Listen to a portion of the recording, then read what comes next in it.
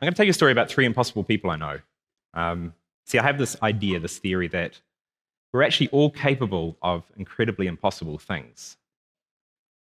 I know this because I do impossible things on a regular basis, and I'm not actually that special. I may have a special-looking moustache, but it's not like it's magic or anything. I'm just a regular guy.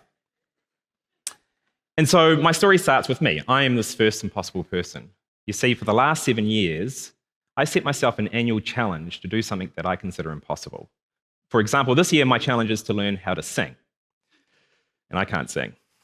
And you might not think that's impossible, but I have to learn how to sing and get a paid gig in front of at least 100 people who are happy to pay and listen to me sing. And don't worry, I'm not going to sing for you now because that would be torturous, not only for me, but mostly for you guys. But I might, seeing as there's so many of you here, I might enlist a few of your help later in the year to make up numbers. And so, yeah, it started about 7 years ago when I realized I had a problem. I was obsessed with watching rugby. I would fill my entire days, any free time I had, with watching rugby, watching Super Rugby at the time. Can't remember what number they were up to. I think it was Super 12 or something. And so I decided I would step away from rugby and just stop watching rugby for a year. You might not think this is impossible, but for a rugby-obsessed nut like me, in a rugby-obsessed country, it felt really, really hard. And I did it, and I nailed it. And I realized at the end that I'd actually set myself a goal and did it. And so this started this recurring annual challenge, and I wanted to keep it going. And I thought, wow, what else could I quit? And so it wasn't just about quitting things, it was also about starting new things. But of the things I've quit smoking, not impossible. Thank you. I've expanded the whole not watching rugby thing into all sports. So I quit this guy. Nothing personal to John, who is the host of one of this country's most popular news media shows. But I was tired of all the bad news coming through in the mainstream media, and so I thought I'd just step away for a year and see what happened. And I'm happy to report that my life has become infinitely more positive. I quit being a consumer for a year, which was easy, being a guy with no taste. I just didn't buy a new smartphone that year. And I quit drinking alcohol for a year, which was surreal, going to parties with supposedly really intelligent people and watching them progressively turn into a bunch of morons. And so when I wasn't quitting things, I tried to add new things to my life that would improve my life, like cycling. So in 2009, I was living up in Kirikiri at the time, and me and my family went for a drive up to Cape Reinga, just for a day trip. And we were driving back, and I just had this idea, and I just wanted to do something really, really crazy. So I turned to Mel, my wife, who's here somewhere. Hi, Mel. I said, Mel, I've got this idea, this really crazy idea. I think I want to ride a bike the length of New Zealand. Will you support me? And she looked at me for a very long time. And she said, I think you're crazy, but I will support you 100%. She might have used slightly more colourful language than that, but that was kind of the gist. And so in autumn of that year, I cycled a bike solo, non-stop, sleeping in the evenings, from Stewart Island all the way to Cape Reinga. And it was the most amazing experience ever in my life. Yeah.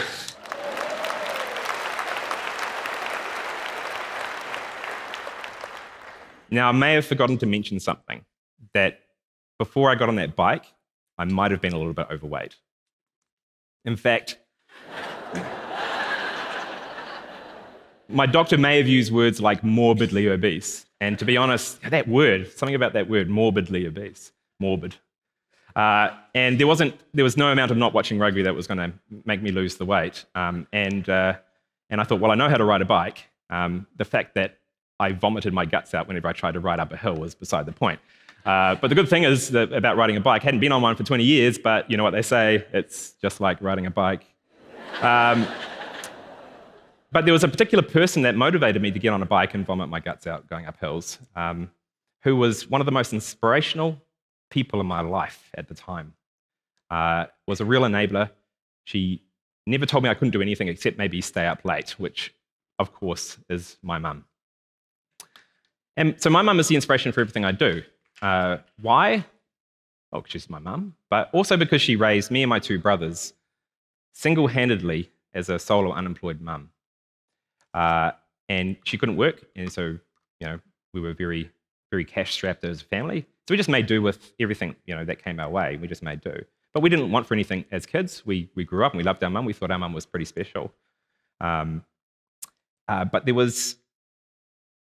we probably didn't actually realize how special our mum was at the time. And it was really when friends used to come over to play. And they'd walk in the door and they would stop and they'd stare for a minute and then they'd turn to us and say, "Dude, did you know your mum's in a wheelchair?"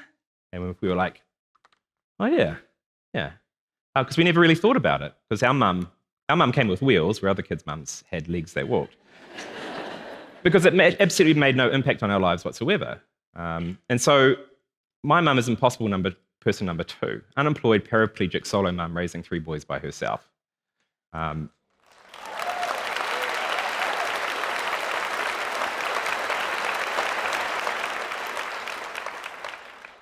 So she was thrown off the back of a ute as a kid and broke her spine, but it didn't stop her from becoming one of the most amazing people on this planet. Absolutely positive. Like, she would smile at everything, every obstacle. Nothing would make her frown. And her laugh, she just has this most infectious laugh. And doctors told her that she would be lucky to see 30, and she did that. They told her that she wouldn't be able to have kids, which she obviously did that. And when she wasn't just doing impossible things, raising a family, she was out there volunteering and giving back to the community. So she used to volunteer for the local police station. She used to work with charities, helping people rehabilitate after having a spinal injury. She would volunteer her time for the Citizens Advice Bureau, giving budgeting advice for young struggling families, because this was something that she obviously knew a lot about. And so she was turning 60, and she was also that year celebrating 45 years in a chair. And so I wanted to do something special to celebrate those milestones. I just had to make it over those first few hills without vomiting. And so I flew to Invercargill. I caught the ferry to Stewart Island. And if anybody's familiar with the geography of Stewart Island, there's only like about 3 or 4 kilometres of road there. But I cycled that road, and then I turned around and I cycled all the way up to the top. And people ask me a lot, why did I start at Stewart Island? And there's 2 reasons. One, there's a lot of people who cycle the length of New Zealand, and they cycle Cape Reinga to Bluff. And I hate to burst their bubble, but there's a little bit of New Zealand left at the bottom, which they missed. So I wanted to make sure I covered that, and also wanted to start at the bottom and work my way up, because it's way harder uphill. And a lot of people told me I would fail to my face, and I don't blame them. I was carrying around probably 30 extra kgs I shouldn't be carrying. I was maybe going through a midlife crisis, don't know. And to be honest, I wouldn't have put money on me at all. And there were several times that I felt like quitting. In fact, it was day 3, I was cycling into Balclutha, and it was getting dark, and I was tired, and I came to the top of a hill expecting to see Balclutha, the bright lights of Balclutha, shining in the distance, and all I saw were more hills, like 6. And I was like, and I got off the bike, and I was literally about to throw the bike into a ditch. And then I thought about Mum. I thought, what would Mum do in this situation? She could never, ever throw her chair into a ditch. And so I got on the bike, and I kept going, and I made it into Balclutha. It was pitch black, and I went to sleep that night, and I got up the next day, and I got back on the bike, and I did it again. And then I got on the bike the next day and did it again, and I did it 40 more days until I reached the top. And I got to the top weighing 20 kgs lighter and feeling like I could do absolutely anything. And it was impossibly amazing, and Mum smiled extra wide for months after that. The next year, I decided I want to keep this trend of starting new things going. And so, it was the middle of the global financial crisis at the time. And I had this idea. I've always wanted to start a business. And businesses, again, aren't impossible to start. But I wanted to build a $100 million software company out of New Zealand in the middle of a global recession, just to prove that you can make your own future. You can make something out of nothing. And besides, it was always a dream of mine to have a software startup, because it's the glamour. The great thing about us having your own software startup is that you get to choose which 80 hours a week you work.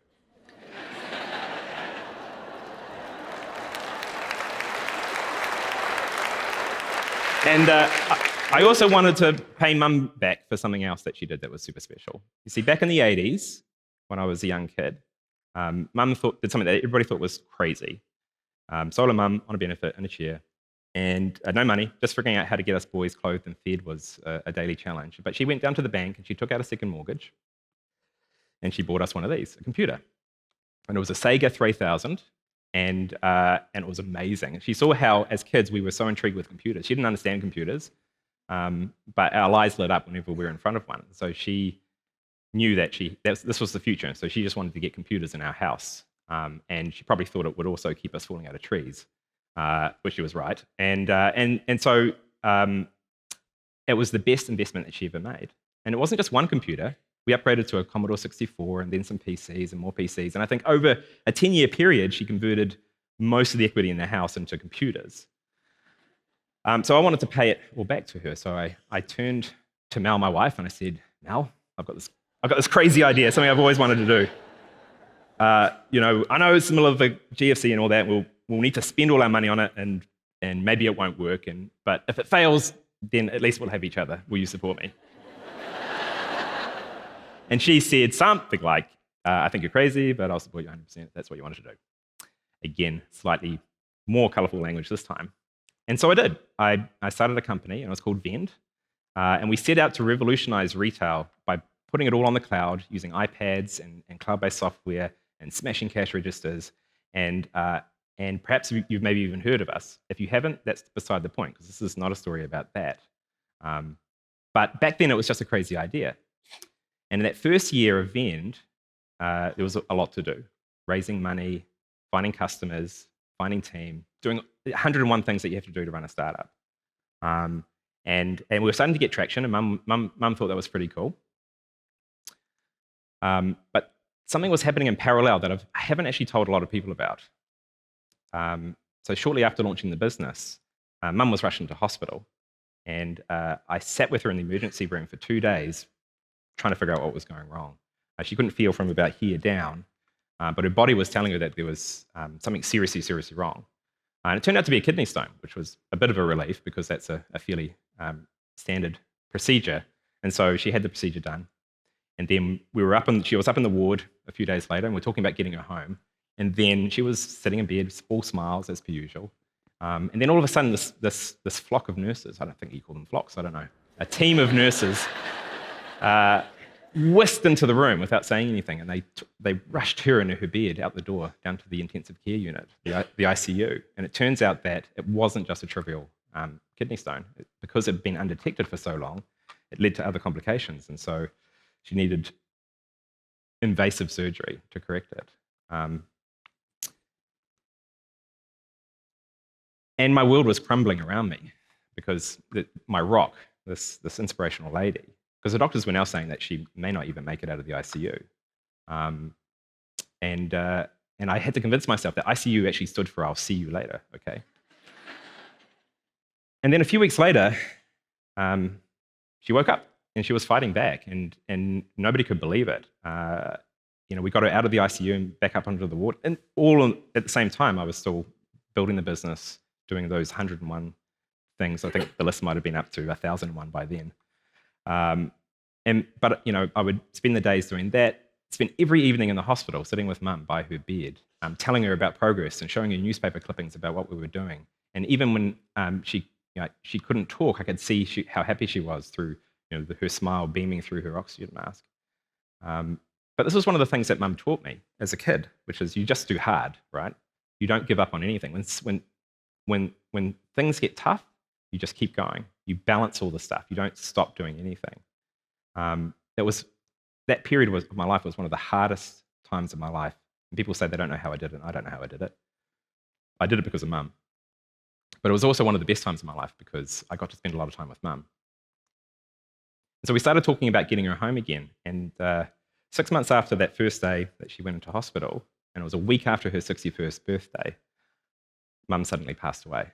And it was an infection, again, something trivial. But she'd spent 6 months fighting, and she had nothing left. She proved those doctors who said that she wouldn't live to 30 wrong, but she couldn't fight this one. And 3 years on, Vend is now one of New Zealand's fastest growing software startups. And we have 150 people across 6 countries around the world revolutionizing retail. And they're doing an amazing thing. And we've raised $35 million in capital. And there's lots of other big numbers that measure the success. But it was kind of a little bit empty because I did all this for Mum. And I wished Mum could have seen it. And I'm not a religious kind of guy, but I know that she kind of knows. But if you have a dream, you've got to do it. And don't wait for anything. Because as we've heard, regret is a horrible, horrible thing. Last year's challenge for me was to run 1 million meters. Sounds pretty cool, right? But that's 1,000 kilometers, which is not nearly as cool, but still quite impressive. And so when Mum was in hospital, I made a promise to her that I would take care of myself because I wasn't looking after myself at the time. And I'd never been a runner, but I had shoes. And so I did the math, and 1,000 kilometers over a year worked out to be 3 kilometers a day. Easy. You just have to do it every day. And on 31st of December last year, I ran my 1,000th kilometer. And when I ran that last kilometer, when I got off the bike at the lighthouse, and when we raised our last round of 25 million in funding for the company, these were some of the most surreal, crazy experiences of my life.